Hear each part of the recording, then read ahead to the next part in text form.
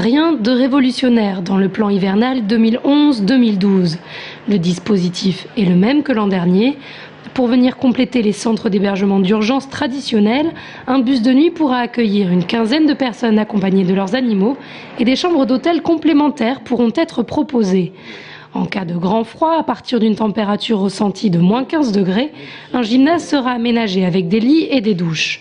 Un dispositif qui, selon la préfecture, est à même de satisfaire toutes les demandes faites au 115. L'ensemble du dispositif qui était mis en place en Indre-et-Loire, je le rappelle, 10 millions d'euros qui concernent à la fois l'hébergement des demandeurs d'asile et l'hébergement d'urgence, est satisfaisant et donc est suffisant pour l'ensemble de la demande. J'en veux pour preuve le fait que nous avons mis en place un dispositif la semaine dernière dans une salle paroissiale.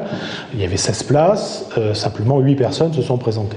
Effectivement, le 21 octobre, lors de la première mise à disposition de la salle, certains avaient refusé d'y dormir, d'autres n'avaient pas réussi à s'y rendre, bloquant des places qui auraient pu être attribuées à d'autres personnes qui ont ce soir-là essuyé un refus.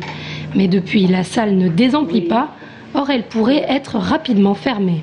Il y a beaucoup de refus.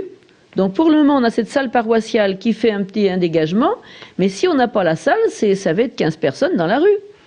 Comment on va faire? Au 115, les chiffres sont sans appel. Sur les 130 demandes qu'ils traitent par jour en moyenne, 88% reçoivent une réponse favorable, ce qui revient à laisser 15 personnes en demande d'hébergement d'urgence dormir dans la rue.